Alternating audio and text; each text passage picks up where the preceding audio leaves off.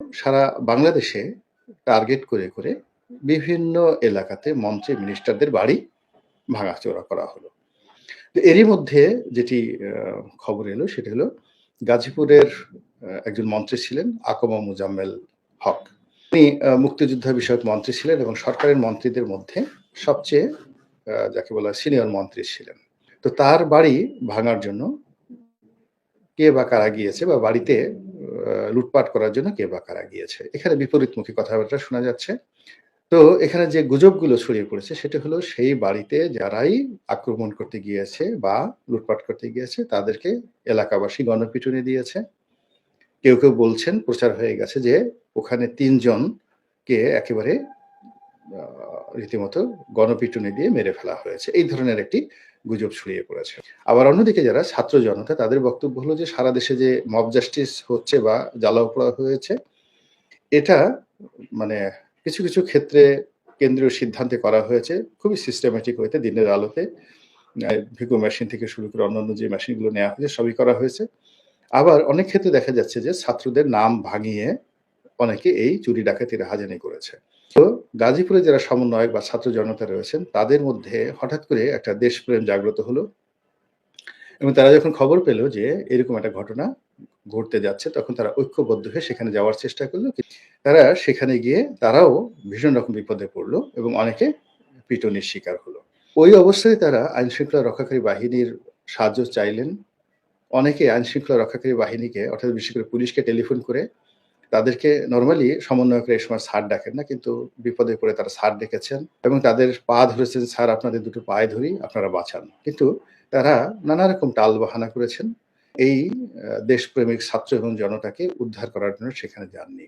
তাই সেখানে প্রথম আলোর রিপোর্ট অনুযায়ী প্রায় ১৫ জন আ সেই ছাত্র এবং জনতা গুরুতর আহত হয়েছেন এবং সেনাবাহিনী গিয়ে তাদেরকে মুমূর্ষু অবস্থায় উদ্ধার করেছেন। অনেককে সেই ব্যাটারির রিকশায় করে এনেছেন বিশ্রী এবং অবস্থায় এবং তারই প্রেক্ষিতে ছাত্র জনতা বিশেষ করে আন্দোলনকারী তাদের হাতে ঘা লেগেছে এবং তারা এখন লং মার্চ টু গাজীপুর।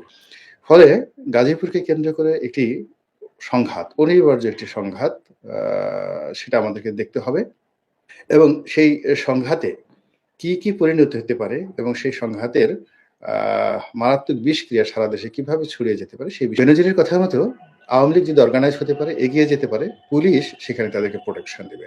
ইসছে মানে এর চাইতে মানে যাকে বলা হয় ভয়াবহ মানে ডক্টর ইউনূস সরকারের জন্য এর চাইতে ভয়াবহ, ভয়ংকর কথা আর হতে পারে না। কিভাবে সামাল দিবেন, কিভাবে পুলিশ বাহিনী সামাল দিবেন এবং কিভাবে কি করবেন সেটা তাদের ব্যাপার। কিন্তু এই বক্তব্য দীর্ঘদিন জামাতের লোক বলে আসছিল, তারপরে শেষে সরকারের লোকজন বলে আসছিল যে প্রশাসনের রন্ধ্রে আওয়ামী লীগের লোকজন ঢুকে আছে এবং তারা এই দেশের সর্বনাশ ঘটাচ্ছে। তো এটি ডক্টর বেনজিরের কথায় ফুটে উঠল। ২ নম্বর হলো জাহাঙ্গীরের, গাজীপুরের সাবেক মেয়র জাহাঙ্গীর। তিনি জনপ্রিয়, গাজীপুরে খুবই জনপ্রিয়। তার সঙ্গে বিতর্কিত এবং জাহাঙ্গীরের কারণে বিগত দিনগুলোতে বিএনপির সঙ্গে আওয়ামী লীগের অনেকগুলো সম্পর্ক নষ্ট হয়েছে। যেমন সর্বশেষ যে দুটো আ বিএনপির মহাসমাবেশ। একেবারে যেটা ২৮ অক্টোবরের যেটি মহাসমাবেশ ছিল, সেই মহাসমাবেশ কিন্তু জাহাঙ্গীরের লোকজন সহকারে মিন্টো রোড দিয়ে যেভাবে প্রধান বিচারপতির বাসভবনের ওখান দিয়ে যাচ্ছিলেন এবং ওখান থেকে কিন্তু মারামারিটার সূত্রপাত হয় এবং মূলত এই যে বিএনপির সেই অনুষ্ঠানকে পন্ড করা, এটার এগেইনস্ট এ পুলিশি অ্যাকশন তারপরে যা কিছু ঘটেছে এটাই কিন্তু গণতান্ত্রিক যে আ যাত্রা, মিছিল, সেই মিছিলের যে কফিনে একেবারে শেষ পেরেকটা সেদিন মেরে দেওয়া হয়েছে এবং ঐদিনই আসলে শেখ হাসিনার পতনটা সূচিত হয়েছে এবং আজকের যে অরাজনৈতিক সরকার, আজকের যে ২-১১ এর সরকার যাহা বলেন না কেন, যেভাবে আপনি বলেন না কেন, ডক্টর মোহাম্মদ ইউনূস বলেন, ওয়াকারুজ্জামান বলেন, যা কিছু বলেন, ঐদিন থেকে কিন্তু সূত্রপাত হয়েছে এবং এটি সূত্রপাত করেছিল জাহাঙ্গীর। এখন জাহাঙ্গীরের যে সমস্যা, জাহাঙ্গীরের বিরুদ্ধে বিস্তর অভিযোগ ছিল শেখ হাসিনার কাছে, সাবেক প্রধানমন্ত্রী। তো তিনিও জাহাঙ্গীরকে কখনো স্বাভাবিকভাবে নেননি। তিনি জাহাঙ্গীরকে বাদ দিতে চেয়েছিলেন দলীয় রাজনীতি থেকে। কিন্তু গাজীপুরে যে অভ্যন্তরীণ রাজনীতি, সেই অভ্যন্তরীণ রাজনীতিতে আ বিভিন্ন অন্তর্দ্বন্দ্ব, কলহ, বিবাদের কারণে জাহাঙ্গীর ওবায়দুল কাদের থেকে শুরু করে আকামা মোজাম্মেল থেকে শুরু করে আরো অনেকের সাহায্য এবং সহযোগিতা পেয়ে এমপি লোকদের সাহায্য সহযোগিতা পেয়ে সে সেখানে স্বতন্ত্র এমপি হয়ে গেলেন। তো স্বতন্ত্র এমপি হয়ে যাওয়ার পর আ তার ক্ষমতা যাকে বলে অতীতের যেকোনো সময় সেটা আরো অনেক, অনেক বেড়ে গেল, গ্রহণ হয়ে গেল। এবং এই জাহাঙ্গীর আ শেষের দিকে এসে তিনি আহত হয়েছেন, ধরা পড়েছেন। তো আ মানে তারপরে আবার পালিয়ে গেছেন। তাকে পিটিয়েছে আবার জনগণই তাকে রক্ষা করেছে। এটা একটা অদ্ভুত। তো সেই জাহাঙ্গীর তিনি এই সময়টিতে গাজীপুরের এই ঘটনাতে আ টেলিফোনে তার একটি বক্তব্য ভাইরাল হয়ে গেছে। তিনি যে কথাটি বলেছেন যে, "আমাদেরকে যদি দিনের বেলায় এই ঢাকার রাজধানীতে এবং গাজীপুরে যদি ঘুরতে দেয়া না হয়, বাংলাদেশে যদি ঘুরতে দেয়া না হয়, তাহলে আমরা এমনভাবে সংগঠিত আছি এবং আমরা সিস্টেমেটিক ওয়েতে, সাংগঠনিক ওয়েতে গা ঢাকা দিয়ে আছি। কিন্তু যেকোনো অকারেন্স ঘটানোর মতো শক্তি এবং সামর্থ্য আমাদের আছে।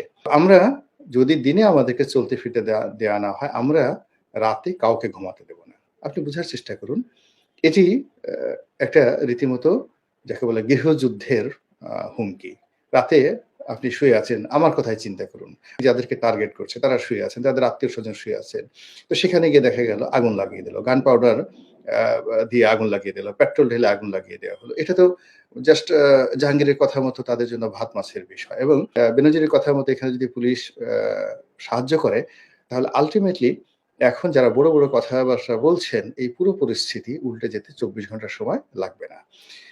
এরপরে যেটি হচ্ছে সেটি হলো আ Facebook থেকে শুরু করে অন্যান্য জায়গাতে বলা হচ্ছে যে তাদের পরবর্তী টার্গেট হলো টুঙ্গিপাড়া। এবং Facebook তো একটা গুজবের জায়গা। সেখানে বলা হচ্ছে যে অমুক দলের লোকজন তারা অমুক দল মানে আবার জামাতের লোকজন তারা বিভিন্ন তাবলিগের ছদ্মবেশে গোপালগঞ্জের বিভিন্ন মসজিদে যাওয়ার চেষ্টা করছে, সেখানে লুকিয়ে থাকার চেষ্টা করছে। একসাথে সংগঠিত হয়ে তারা সেটা আক্রমণ করবে এবং আমি মনে করি যে এটা কখনোই জামাত করবে না। কিন্তু এই ধরনের গুজব ছড়িয়ে মানুষকে রীতিমতো বিক্ষুব্ধ করে তোলা হচ্ছে।